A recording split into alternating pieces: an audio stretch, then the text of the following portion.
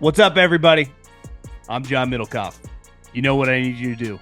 Subscribe to our YouTube channel. We got content for days reacting to every NFL game all the time, every single day. Subscribe, like the videos. Let's go. Let's do a little Middlekauff Mailbag. We haven't done one of these in 3 or 4 days, 5, 6 days. I don't even know. But at John Middlekauff is my Instagram. Fire in the DMs, just in my DMs, and get your questions answered here on the show. Easiest, it's really the only way. You can send me an email. You can tweet at me. You can hit me on LinkedIn. But this is how you interact and get put on the podcast. It's just fire in my Instagram DMs. We'll start with Josh. Are we really going to be glazing the Chiefs all week because they blew out the Raiders at home? Not saying the Chiefs don't look good, and especially better than they did at the beginning of the year. But come on, the Raiders are a garbage fire. Listen, two things can be true. One, Raiders got some problems. I'm sure we will address them more as the season takes shape because it's getting uglier by the week. Didn't even have 100 yards of offense. But I do think the Chiefs being like, getting their swag back is a pretty big story when they've been to 5 Super Bowls in 6 years. And the year they missed it, they lost in the AFC Championship game where they had a lead at halftime. So it's like they're a major factor in this league for a reason. They win the division every year, which I think was in question for the first time. Your boy just on value, not because I root for the Chiefs. I got a bunch of friends on the team, but I was texting with a couple of them. Like, they played really well on offense. And that's an area in which last year was a struggle. You know, Hollywood Brown, Thornton, obviously the running game, adding this rookie Smith. Like, they got a lot going for them. And their rookie offensive tackle hasn't played in a couple weeks. And he's one of the better rookies in the league because I don't even know the actual situation. I've read reports that are public to everybody. So who knows how that situation is going to figure itself out. But if I was a Chiefs fan, I'd be pretty fired up. I'd like my chances, I'll tell you that much. Do you think the Niners, this is from Troy, should put Purdy down now that we know the toe is going to require surgery? Shouldn't they just do it as opposed to waiting till the offseason?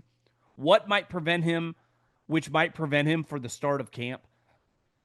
I hear what you're saying, but these teams and specifically these players live like year to year. I just have little to no hope that whenever he does, if he comes back this week or next week, he's just going to re-injure the toe. So you just play for a game to re-injure it. I think he has, I don't even know the right way, the right adjective to describe it, but emotionally, he's probably pretty, torn up about he gets all this money and then he just can't play. And then he tries to play, and it's one of those injuries like turf toe. And a bunch of players have come out and defended it because it sounds like stubbing your toe, which we all know hurts a lot. But at least when you break an arm or you dislocate an elbow or you get a high ankle sprain, it's pretty definitive. It's like turf toe. Yeah, it just hurts like a mother.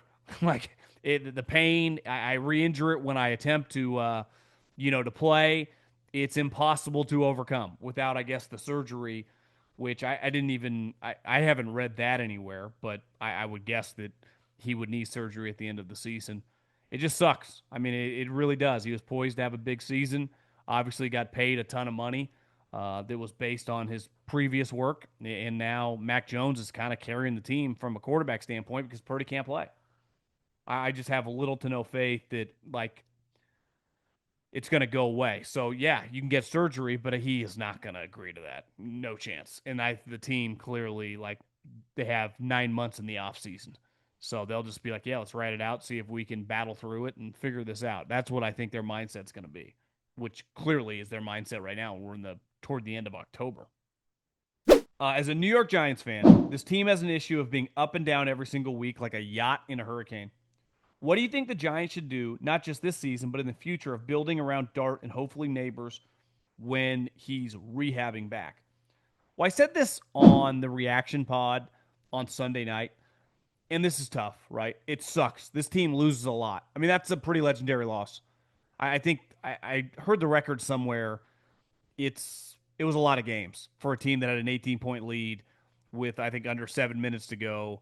They don't lose. I mean, it's like statistically, listen, like the DeMarcado play, you needed a touchdown or you needed a turnover to allow the team to come back because it was impossible if the game just went, you get some plays, we get some plays. You couldn't overcome 18-0, 26-8. You just didn't have enough time on the clock. And Dart gave him a turnover. But ultimately, like, the best part about the Dart Scadaboo experience is they're not just fun. Like, they're really, Scadaboo's a good player. And Dart, from a hope standpoint, like, the physical attributes, the arm strength, the playmaking, can be a little reckless, but most young players are taking some hits that you would like to avoid. I do think they're in a tough spot with the coach because my take was like, I'd give Daboll another year. You're going to fire him and just start over with this crew because whoever is an assistant coach or a guy, a retread to try to get the Giants job, of course they're going to say, I love Dart. And honestly, they might be intrigued by him, but if it doesn't go well for them, they'll pivot on him. And the same thing kind of happened with Daniel Jones and Brian Daboll. Sometimes you just got to let it play out a little bit. And I think it's easy to counter that and go, well, John, they lose all the time. A couple years ago, they had a high pick when they got Neighbors. Last year, they had a high pick when they got Abdul Carter. It just never ends. And it's frustrating. It sucks. Watching a football team not be good is not fun because there's a buildup each week. And then like the Giants are doing, they kind of tease you. They give a little just the tip, and all of a sudden you lose one of the craziest games of all time. I mean, that's honestly one of the craziest endings I've ever seen. I think we can all agree. For all of our years watching football, depending on how old you are, that is as crazy of a fourth quarter as you will ever see. I don't have the answer, though. My initial reaction is I would give Daboll next year and just give him basically 2 years with Dart. High IQ guy here. My question for you is what happens for a team during the bye week? I know high-end veteran players take time off, travel, i.e. Travis when he went to the Taylor Swift tour. But what about non-starters and practice players? Do facilities stay open to work out and such? What about coaches? Do they continue to grind and watch film? As a former scout, did you get time off as well? I think the new CBA in 2011 mandated that on a bye week that I don't know if it's Wednesday through Sunday or Thursday through Sunday, but like it's mandatory the players they have to be given time off.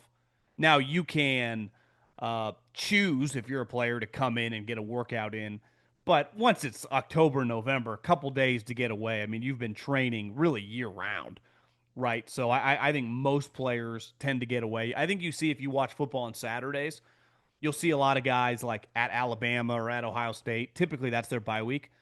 And younger players, go back to like homecoming or a big college game. Some guys just, older player probably hangs out with their family. I would say most coaches, depends where you are in the totem pole, right? If you are a quality control guy, which would be the lowest guy in the totem pole, you're probably coming in a little Thursday, Friday to break down some film of your upcoming opponent. And maybe Sunday, the day of the game in which the team that you're going to play the next week is playing. But the head coach, the coordinators, the GM, I think they're spending a couple days with their family, going to, their kids' high school football game, hanging with their wife. I don't really, such a long time ago now, I probably just went home and slept. But it's pretty relaxing for a couple days. And by that time, when you get to the bye week, right, let's just say your bye week is this week. You have been grinding like 7 days a week, especially as a coach or, someone in the front office, legitimately 7 days a week since July 20th. So, like, you don't listen, there are a lot of positives and awesome perks of coming with the public job, i.e. the money. These coaches make a ton, GMs make a ton. But you don't have a normal schedule. You're not working Monday through Friday and doing nothing Saturday, Sunday. I mean, you're working Monday through Sunday and traveling a lot. Like, it's a pretty big grind. You don't sleep much. So I think the bye week is everyone's taking a deep breath. Ideally, your team's doing pretty well and you can enjoy it. If your team sucks, you're probably thinking about your future and you might get fired. So it's, kind of crazy profession. But it's usually a very relaxed time. Today's show is brought to you by our new presenting sponsor, Hard Rock Bet. The Hard Rock Bet Sportsbook now has new promos every single day. We talk a lot of football on 3 and Out, but there's always something to bet. We got the World Series, baby. Week 8 kicks off later this week as well. But if you haven't tried your first bet on Hard Rock Bet, there's still time for you to get $150 in bonus bets if you win. Just place a $5 bet, and if it hits, you get not only your winnings, but $150 in extra bonus bets. If you're already betting on the Hard Rock Bet Sportsbook app, you know what that means. Wednesdays are the last day to use your legendary rewards drops. Open up the app today. You could have a bonus bet, or who knows what's in there. More drops every Thursday. The rewards and promos are nonstop, baby. The reemergence of Daniel Jones and Saquon Barkley doing really well in Philadelphia. Does this help the Giants and hurt the coach? Does this help the Giants GM and hurt the coach? I don't think the Giants GM, Joe Shane, drafted either guy, right? Didn't they inherit both players? Didn't Dave Gettleman draft Daniel Jones and Saquon Barkley? I know he drafted Saquon Barkley because I remember when he did, he said he was drafting a Hall of Famer. And I don't know if Saquon's going to make the Hall of Fame, but he wasn't wrong. Like, Saquon's a Hall of Fame talent. And Daniel Jones, one of the most maligned, polarizing draft picks, I would say, of like my adult life. I mean, taking Daniel Jones at 6 was pretty bold, but looks pretty good right now. Like, going to lead the Colts to the playoffs. That's for damn sure. I think it's easier to stomach with Saquon and Scadaboo. Or excuse me, Dart and Scadaboo. Like, those guys, it's easier to forget the girl that dumped you or the girl you dumped if she starts doing well when you start dating someone else. If you're alone and lonely and scrolling on Instagram and she's with her dude in Hawaii or New York or wherever having the time of her life posting pictures, it's easy to be down in the dumps. But, like, if I'm a Giants fan, I go, we got Scadaboo and Dart. So it was fun having, I mean, obviously Saquon's a better player than Scadaboo. But, like, why couldn't Dart be better than Daniel Jones? So I think it's easier to move on when you've replaced those guys with kind of fan favorite players. So I would say last year, I mean, I remember saying it. Saquon, now, I know he was going to go for 2,000 yards and they were going to win the Super Bowl? No. But there was no way if he was healthy, he wasn't going to have a good season behind an unreal offensive line, A.J. Brown, Devontae Smith, Dallas Goedert, and Jalen Hurts. Like, it was going to work. Now, obviously, it worked to the best degree possible, but I don't think, if those guys stayed employed after that, like the Daniel Jones thing. Daniel Jones has been on a couple different teams, right? They cut him last year. He went to Minnesota. Like, a lot of other teams could have had him. You could argue the biggest question mark is, why do some teams that needed a quarterback, why weren't they more interested in him? We've had back-to-back years now where Sam Darnold, $10 million. Maybe it's 4 years or 3 years in a row. I'd have to Google when Baker got his, 3-year, $100 million contract. But Baker was on a $5 million deal or $4 million deal, became a long-term starter. Sam Darnold was on a 1-year, $10 million deal. Had one of the best seasons in the league last year, and now Daniel Jones is on a 1-year, $14 million contract. The difference of Daniel Jones and Sam is the Colts ain't letting Daniel Jones go anywhere. It'll be a Baker Mayfield situation. He's staying, and rightfully so. This was a long DM from Christian, basically arguing with his buddy about Joe Burrow, and he said, my buddy is convinced that almost all of the blame should go to Joe Burrow. He justifies his stance by throwing a bunch of advanced stats at me. For example, he tells me that Burrow is sacked around 24% of the time that he faces pressure, while Mahomes and Josh Allen, their rates are 10% and 14% respectively.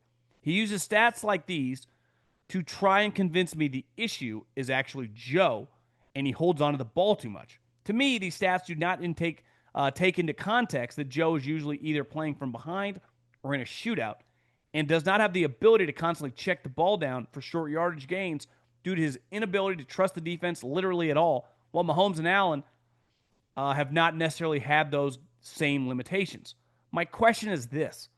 As a former scout in the era of, quote, next-gen or, quote, advanced statistics, do you think they can be used on their own in a situation like this to evaluate a player and paint an accurate picture of what is happening on the field? It's funny. I was texting with an assistant GM a couple weeks ago, and he was just saying how it makes him sick reading some of these articles. Let's face it, a lot of the new age media, if you read one of their articles, it is essentially all advanced stats. And that's how they talk and articulate their thoughts on football. And I was saying, you know what's funny is I'm 40 years old and I've been talking football with other people, my friends, and as doing this for a living now, just random people for decades. And I've never had a conversation at a bar. I got a construction project going on in my backyard. I was just talking football with the guy running the project, building a little office out there. Hopefully, we'll be able to move out there the next month. On a golf course with my buddies, and these advanced stats have ever come up. They never do. Now, if you work for a team, right? If you're Howie Roseman and you're trying to build the team, should you look into what the advanced stats say on an individual player, whether it's a free agent or a draft pick? Of course, you'd be crazy not to. But just in the way that we discuss Joe Burrow or Patrick Mahomes, I don't think you would have a casual conversation with someone and they would bring up his EPA. I just don't. I've never had that. And I talk about football literally every day for decades on end. So I do think there are two ways to look at it. One, I think if we dove into it, like you said, that would be something you'd go, well, why does he have an issue more than these other guys? I would say this, watching Patrick Mahomes and Josh Allen, they hold on to the ball sometimes, probably too much at times. The difference is they're both, especially Josh, a much better athlete than Joe. So if Joe's holding on to the ball, he doesn't have the ability, like some of these guys, Herbert, Josh Allen, Jalen Hurts, to run away. He's going to get sacked because he's not their level of athlete. But he has to hold on to the ball sometimes, like you said, to make things happen. I bet if we did a breakdown the last couple of years, his team's not as good as theirs. So, there's no one can argue. And part of the advanced stats guys, they they believe there's no emotion involved in any given stat, right? Like a long-standing argument in baseball has been there's no different than an at-bat in Game 4 of the World Series than in August of a game at 1 o'clock against the Chicago White Sox. They believe every individual situation is an independent, exercise for that statistic, right? That's an AB, that's an AB, they're all the same. And most of us human being goes, no, there's this thing called pressure. And they're like, well, there's no such thing. It's like, well, there kind of is. And when you know that it is thrust upon you that if we don't score 30, 35 points, we are going to lose, that is a different level of playing the sport than if I'm playing quarterback for the best defense in league history. If I have the 85 Bears defense, I'm going to approach on a weekly basis much different than if I have one of the worst defenses in the league, right? I say the same thing. Like, if I give you a putt from 10 feet for $5, you might look at it a little different if I go, hey, this putt is for $25,000. You might feel it in your bones a little bit. It's no different than playing quarterback. You know there's pressure on you to get the job done because if you don't, your team will lose. So I would imagine if we did a deep, deep dive, have there been sacks that 100% are on him that he probably doesn't, take, get the fault doesn't fall on him from a media perspective like it would on some other quarterbacks? Sure. But I also think, are they very dependent on him making plays out of his you-know-what? Of course. They got issues. I mean, that franchise, what a bizarre franchise. I mean, it really is. What a crazy, I still can't believe they won a couple days ago. And Flacco had one of the cooler moments that I remember of this so far this season. Pretty nuts that happened.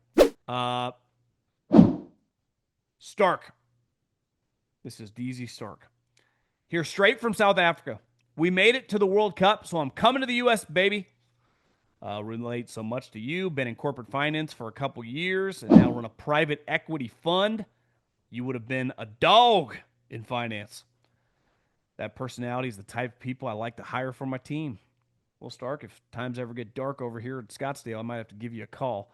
I usually agree with the majority of your points, but I have to disagree with you with the Colts and Charlie. You totally thought it was a gimmick, but hands-on leadership is key to success because the team feels as if you are there with them in the trenches. What's your take now? When you say Charlie, I don't know her name. I would imagine you're alluding to the Colts, one of Irsay's daughters who wears the headset on the sideline.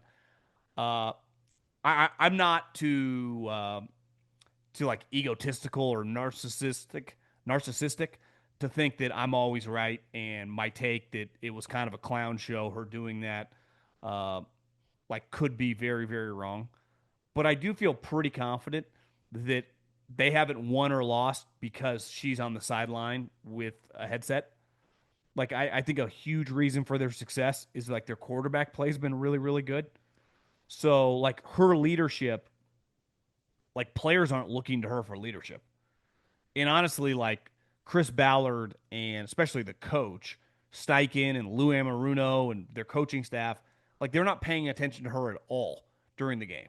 So when they were losing games the last couple of years with Anthony Richardson, Flacco, whoever, and now they're winning them, like I think it has little to do with her on a headset taking notes. Now, who knows? Here's where I could be wrong. Maybe she has given them ideas because the one thing she can do is they're so inundated and deep into it. There are things when you're so close to the sun, you can't even realize what's going on. So maybe she could give them a few ideas, not necessarily plays or anything, but just some big picture macro thoughts, not putting that past her at all. But they were not going to win or lose because of her on a headset on the sideline. I guess that was my entire point. Do I think it's a little performative? I do. Is there a chance that she is 100% being truthful? She needs to do this, and I think she's been doing it for. I think she's been doing it since Ursay passed away, or I mean, before he died. Like, I think pretty sure she's been doing this for years. So yeah, I mean, if it works for her, more power to her. And if I'm a Colts fan, I don't care either way, as long as Daniel Jones and Jonathan Taylor are scoring touchdowns and we're winning games. 6-1, baby. Why doesn't Stafford get talked about enough for MVP? He has he has been on top of the quarterback stats all season. If the Rams didn't have kicking issues, the record could be even better than 5-2. I feel like he's always been underrated in his career, and that's why he doesn't have many individual accolades like Pro Bowls and All Pros as he deserves. I also wanted to mention a sneaky important game that could be crucial when it comes to MVP, and that's Week 12 Sunday Night Football between the Rams and the Buccaneers. I think the winner of that game could end up being the MVP, like that Christmas game between the Ravens and the Niners. I think he's alluding to Brock Purdy not playing well. Lamar Jackson, I think, accounted, or maybe, I don't know if he threw, but he accounted for 5 touchdowns, and then the rest is history. I was shocked to see Stafford's stats yesterday when I was going on with Colin. Obviously, he had, I mean, 2 of his last 3 games, the Niners lost, which is definitely not on him. He had 3 touchdowns. Yesterday, he had 5. I think he has 17-2 ratio right now, and he's just an elite player. And I listen, it was pretty scary in the offseason if you were McVay, if you were anybody, if like his back was hurting. Now maybe they knew it was going to be okay, but I was pretty concerned. And honestly, he's shown zero indication that has had any impact, and he's been awesome. They're good. I mean, they're really good. And Devontae to go with Puka and that defense, they're going to be a problem. So to me, the one thing they have, if their guy is healthy, they can beat anyone in the league, AFC as well. Like they can win the Super Bowl because Stafford's that good, their defense is that good, their coaching staff's that good. So yeah, I wouldn't discount them at all. I'm recording this before the Sunday night game or the Monday night game when Baker's playing, but it does feel, at least based on the odds, that he's still got, I don't know, some uphill climb to make. To me, he'd be the betting favorite as of whatever week we're in, week 7. But Mahomes is ahead of him. Josh Allen's ahead of him. Seems a little crazy to me. Who's to blame for the Raiders? Mark Davis has been making all the right moves. Either Pete is now washed like Belichick, or your boy Spytek is out of his league. Well, I think a couple of things could be true. I think another question. Question for the pod. Do you think there's any chance Brady, Spytek, and Pete can turn the Raiders around? I feel like they need a better quarterback and 2 good defensive backs. Well, against the Chiefs, Crosby got injured. Bowers is out. Geno's been atrocious. He's had a horrendous season. I do think we need to acknowledge the Chip Kelly hire is kind of insane.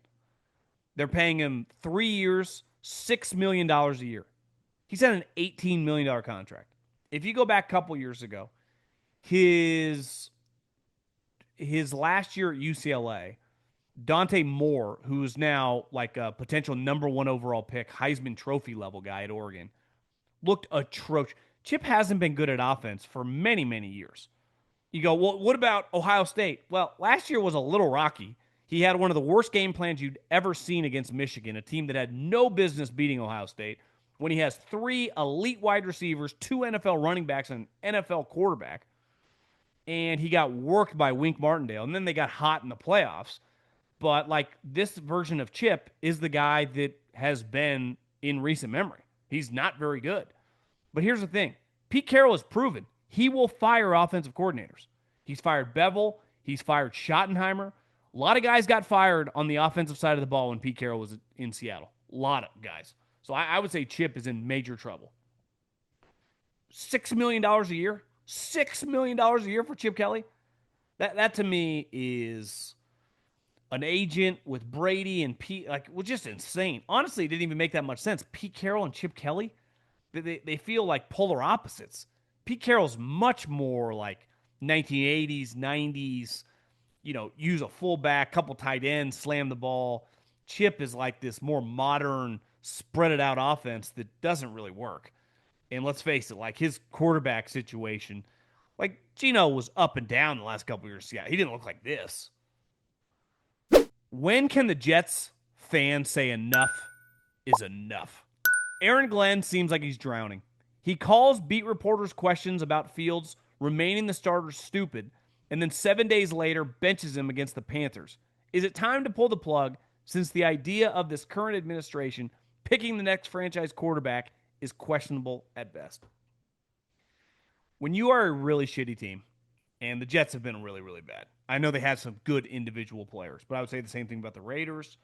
I think you could say the same thing about whoever takes over the Dolphins. You got to take a deep breath and kind of let it play out. This season is really ugly.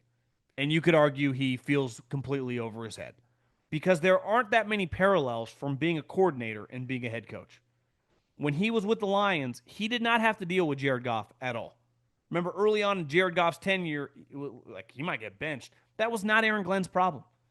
Everything falls on him. Breece Hall wants a trade request. That's his problem. Like when Jameson Williams over the last couple years would cause some problems with the Lions, like that wasn't Aaron Glenn's issue. So you go to the seat, and Aaron Glenn's been around football his whole life. Elite player, scouted, coached. There's nothing that can prepare you for that seat. And here's the other thing. He's being inserted in that seat in an organization that's a fucking debacle. So I think you just got to give him a couple years. Like we have seen some one-and-done guys, the Nate Hackett's, the Tom Sulas. I'm giving Aaron Glenn a little more leeway. He's earned that, at least with his previous stops. And to me, if you are, like, this sounds crazy, but let's say they go 0-17. Let's say they go 1-16. Like, I'm just taking a deep breath and letting him get a couple years. Now, I do want to know if I'm Woody or Woody's kid, who was pounding the table for Justin Fields? Have you guys been watching football? Like, in what world, like, 1 year, $5 million, no issue. 2 years, $40 million, 30 guaranteed? Who are we bidding against? Who had the idea in a free agency meeting? I want to know the position coach. I want to know the coordinator. I want to know the GM and the head coach. Who signed off on this shit? Because this is nuts. We all like the guy. He has been an impressive young man in the NFL. Has handled a lot of weird stuff well. High character guy. I am pro Justin Fields, the human being. As a player, he's atrocious. He's not very good. So whose idea was this? That's what I'd want to know if I'm Woody or one of his crazy kids that's always playing Madden. Can I tell you about my friends at Rag & Bones? And like many of you, I'm always looking for a pair of jeans that not just fits right, that looks good, that's comfortable, that I can wear in a business setting, that I can wear traveling, wherever. And that's where these guys come in. One, the jeans look fantastic. Two, like, they're not, I wouldn't say elastic, but they're definitely, they do stretch. So depending on how much you've eaten, whether you've had a rough week and you've gained a few pounds, they still go on. They fit easy. They look great. They also sent me a shirt. Shirt's really styling and profiling. So cannot recommend these guys enough. If you're looking for a pair of jeans It's time to upgrade your denim with Rag & Bone. And for a limited time, our listeners get 20% off their entire order with code 3, that's the number 3, and out at rag-bone.com. That's 20% off at rag-bone.com with the promo code 3 and out. Get on it now. Tell them we sent you. If the NFL did a redraft next year, who would be the top 5 picks in that draft? And who do you think would be the first non-quarterback off the board? How many quarterbacks would be taken before other positions start to get selected? I think we've done this before. There'd be a lot of quarterbacks come off the board because you get to a guy like you'd be better off with Dak Prescott for the next 5 years than you would be Micah Parsons, Max Crosby, who's like a young, Trent Williams and Lane Johnson are old, but like their version of that player, Wirfs, Joe Alt, guys like that. I would take the second tier quarterbacks over those guys. So I think we've done this before. It's probably 10 quarterbacks before a non-quarterback gets picked.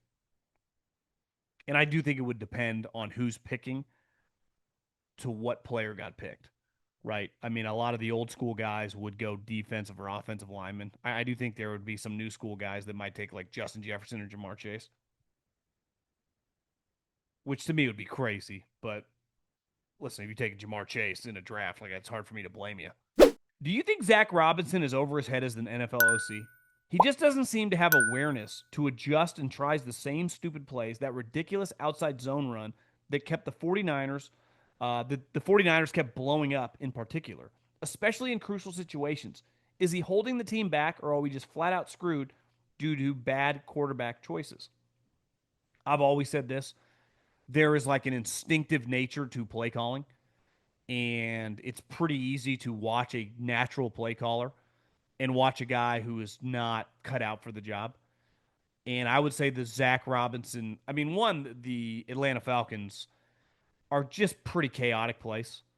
Uh, I think this all stems back to the way the process of the Cousins and Michael Penix signing/selection happened is pretty unprecedented because they have this new administration, but the GM is staying. And they fell in love with Michael Penix like 3 weeks before the draft. That's just not a good process. Where it's like the GM, you should have had some knowledge if you're drafting eighth of let's really study these quarterbacks when you guys get hired before we give Kirk Cousins all this money. And we could have had a more well-rounded team and just gone in with Penix, who now Cousins is just $27.5 million as a backup quarterback, which is insane. I just think that, the outside zone thing, I have no problem with giving Bijan more touches. I honestly think they didn't give him enough touches because part of the outside zone is like the Niners are blowing it up. All it takes is him to one cut back and have a 40-yard run. I thought that they got away from him too often. And, yeah, it just hasn't gone well. And the reality is when you're Raheem Morris, whoever you hired as your coordinator to be the baby, to like make the offense their baby, you were going to be pretty beholden to.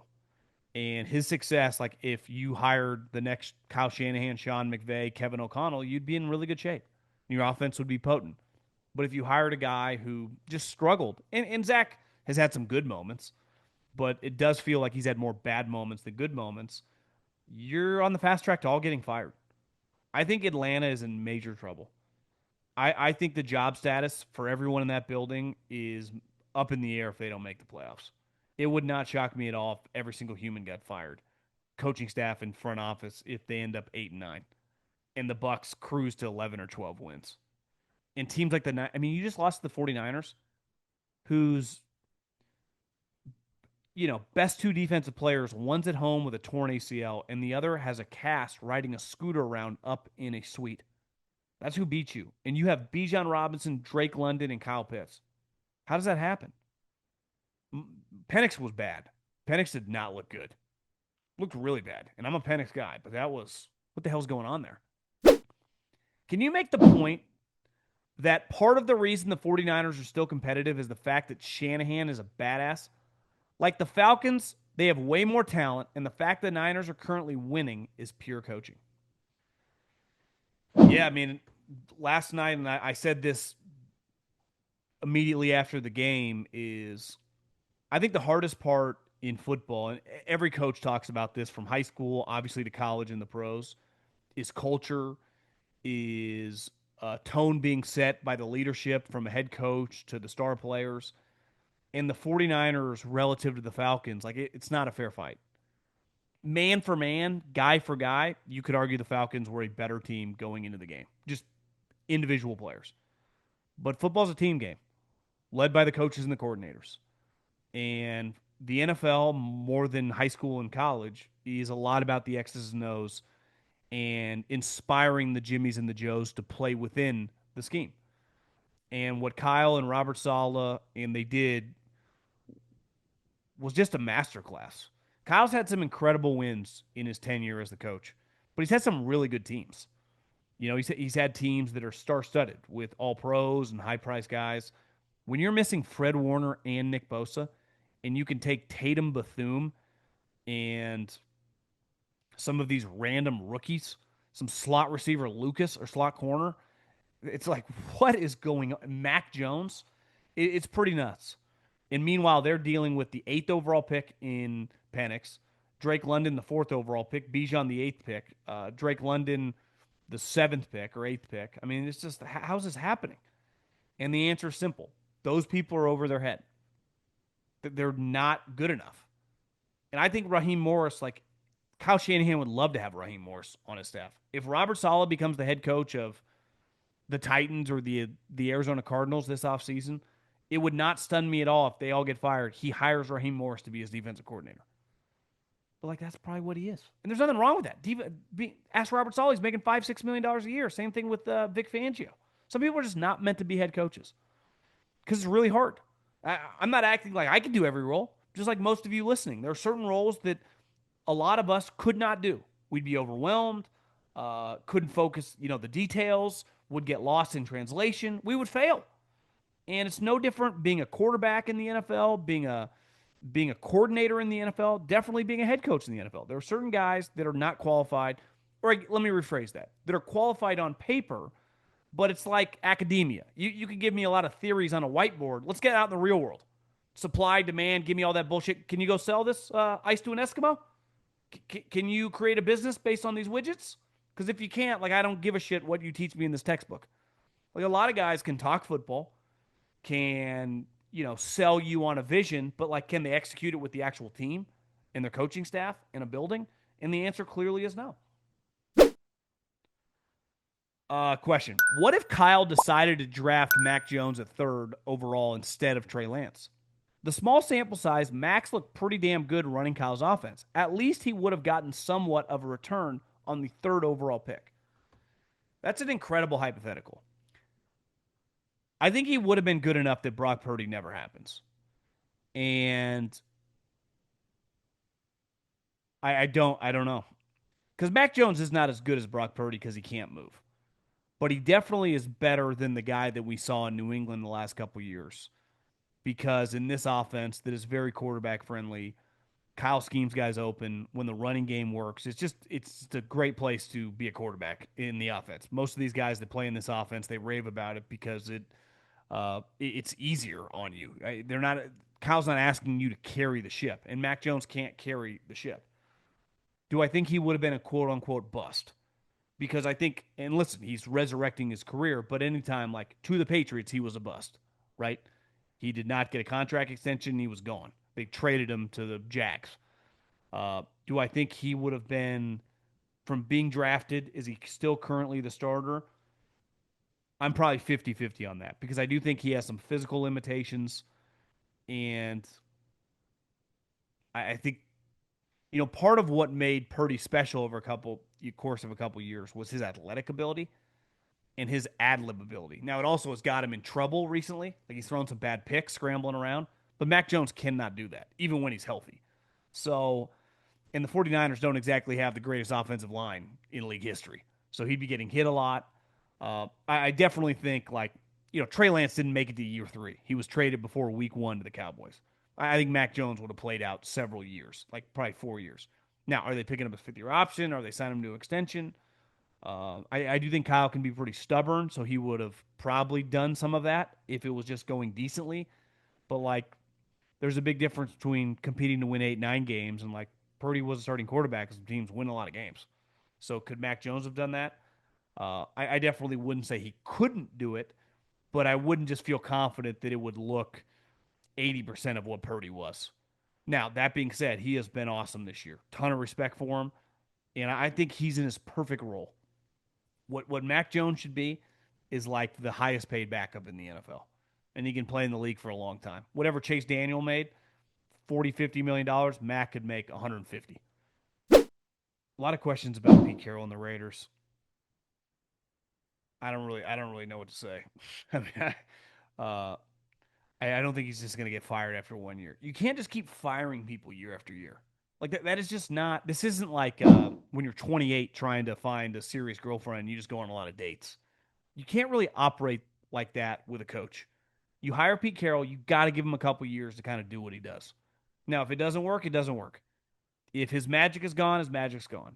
But you can't just 7 games in because it's not going that well be like, we got to get rid of. For who? You're going to fire him for what coach? And everything that he just spent 9, 10, 12 months doing, do you just erase all that from the building and start from scratch? So I think you got to be very careful about doing, and I'd say the same thing about Aaron Glenn. Like, give him a couple years. I saw he used to have a podcast on the Volume. Now he's with Barstool T-Bob, who played for LSU for a while. He went on his, I saw on Instagram, this epic rant. He's just so tired of all these college coaches being paid 50, 60, $70 million to go away. It's like he's an LSU grad, and he played at LSU in like their heyday, like with Les Miles. I think he was a freshman on a national championship team. I think his senior year he went back to the national championship. They lost to Bama, but he was on some elite teams with elite players. And his whole take was like, I'm not cool with paying Brian Kelly $50 million to go away. How about this, Brian Kelly? Fire some coaches and figure it the bleep out. Like, how about you get back to like a 10-11 win team like you had at Notre Dame? It's what we're paying you to do.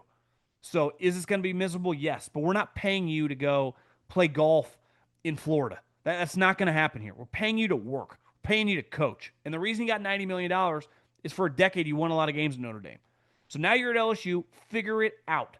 I was like, you know what? I kind of agree. Like, are we just going to pay all? Like, the one thing with James Franklin, James Franklin had been there over a decade. So it's like, yeah, you kind of know. Brian Kelly is year 4. Now, do I think he's in some trouble? Yes. Do I think he's going well? Of course not. But I also do understand, like, what are we doing here? Can't we just give him like 5 or 6 or 7 years to like, we're paying him to try to figure this out. And maybe he's going to fail, but we got to pay him no matter what. So we might as well attempt to see if like maybe year 5 this pops. And maybe it doesn't. But I'm not paying him to go play country club golf 6 days a week for 3 years. Why are there so many terrible purgatory franchises in the NFL? It seems like every year the top 10 teams drafting is just a different combination of the same 10 teams. Is it bad ownership, front office, or really just bad juju certain franchises can't shake? Just look at the Giants game against the Broncos. It's an incredible choke job, but they have at least 3 of these a season. I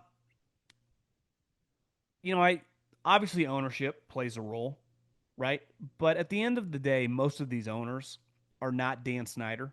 They're not telling you who to draft in the first round after you've done all the work and they show up 10 minutes before round 1, grab a cheeseburger and some sushi, and then when your pick comes up number 7 overall, they point at a name. They say, that's who you're picking. Most of these guys legitimately hire people and let them cook, and most of these people are just completely over their head. Like, let's look at the Lions. Is the Ford family a complete joke? You would have said for most of my life, hell yeah.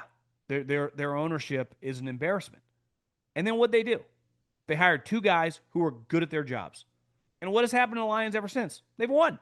And they've become a real franchise. The drafts in the 20s. The plays in the first round, the second round, made it to an NFC championship game for the first time in 30 years. That, again, recording this before the Monday night game, is going to compete again to win the division. Like, they're just real. But what did they do anything different, or did they just hire the right people? So, like, I saw the Giants with Jerry Reese and Tom Coughlin. Like, they were a pretty stable franchise. And then ever since, they've just gone through GMs, they've gone through head coaches, and it's been a debacle. Like the Titans. Are they an embarrassment? Well, they are now. And they were before Vrabel, but when they had Vrabel and John Robinson, like they felt like a pretty stable operation. And I think players that played there would tell you that too. So I think in a weird way, there's just a huge element of luck. Do you hire the right guy? And sometimes, like, you deserve criticism for being cheap on a hire. You know, forever the Chargers, like, what do you think you're going to get when you're hiring Brandon Staley or you know, Anthony Lynn? Or these guys, they're not going to be head coaches anywhere. Like, you deserve, you know, all the criticism that comes your way from the fans, the media, whoever, right? But a lot of times it's like, I think the Giants, like, were hiring Joe Shane and Brian Daboll, two guys from the Bills, like a pretty normal hires. I remember when Mark Davis hired Ziegler and Josh McDaniels. I'm like, I probably would have hired them too. The 49ers tried, the Colts tried. Like, it's not that crazy of a hire. Now it failed. And looking back, it's easy to go, God, they suck. But at the time, I was like, I if I was Mark Davis, I would have hired him too. What's going on with LaFleur's play calling? Running an end around on 3rd and 5 that loses 2 yards, then asking Jordan Love to convert a 4th and 6. That's just bad situational football. If you're going to have Love throw on 4th and long, you might as well trust him to throw on 3rd down instead of putting him in a worse position. This isn't on Jordan Love, it's on the play calling. They might need to consider a change. I think this goes back now 2 years. They have just been a slow starting offense. Most of last year, I remember talking about them a lot, and obviously this year, you look up, it's like Jordan Love has 70 yards at halftime. Now, on this individual game, long flight, the flight was delayed, weird travel. But man, I just, one of my favorite bets of the week was just hammering the Packers. And then, of course, Jacoby, they're leading. It's like, what is going on here? Thank God for Micah Parsons, who I think I read had 10 pressures, obviously had a bunch of sacks, but something's just off. There's, I would say this, the Packers and the Broncos, it's just not really clicking. Like the play calling with their head coach, who's both highly thought of. Like LaFleur has a long track record now. Obviously, Sean's is really long. But you watch them play offense, and both of them, what are the Packers now? 4-2 because they had a bye, and the Broncos are 5-2. But when you watch them play, let's just when I bring up the Packers, I get they have the tie. I don't know. Something's just trying to look at their point differential, kind of the same. I can't put my finger on it because I actually think Jordan Love, like you watch him, he makes some really good throws. You know, I know Jacobs was sick going into that game. Uh, I don't have a great answer for you. I mean, you're looking at a guy that has a bet on them to make the Super Bowl. Obviously, I have several parlays with them included to win the division. Not feeling great about it. Question for the bag: does Colin ever try to throttle, in quotes, you or get you to stay away from certain topics or even, quote, manage the language you use? I would guess not. And then he wants you to speak your mind, but was just curious how that worked. We all answer to somebody, and I've always wondered. I mean, I've never been told to. One, I talk like I talk. Like we're in business together in this medium. Like my language, uh, I speak like I speak. I don't know what else to say. But they have never, ever said anything. If anything, I try sometimes to throttle back because I know, like, listen, I'm very fortunate that this medium in 2025 moving forward. I mean, so many of you guys that 20 years ago would have been big radio guys connect your phone to the car, listen in the car. Well, I've worked in radio. It's kid friendly. So like when I was 10 years old driving around with my dad, he could have on sports talk and people weren't going to swear. And I know a lot of you guys drive around, pick up your kids, and if I'm on in the background just swearing left and right, I do I think of that more than no one's ever told me anything on that. And when it comes to topics, there's nothing that we've ever talked about that was off limits. Again, it's most of the stuff we're talking about is football related. And listen, he's friends with people that that I probably, I guess, quote, trash, criticize, don't think highly of. And I would say it probably be the same thing that he's critical of people that are my friends. I mean, it's the job we're in. So yeah, I've never been told anything by anyone when it comes to topics or my language beside myself. And I do, when I first started this podcast, I think I swore probably way too much. Uh, and I was probably, I don't know the reason behind it. Maybe because you could, and maybe that's just when I came from radio and you could just say whatever you wanted.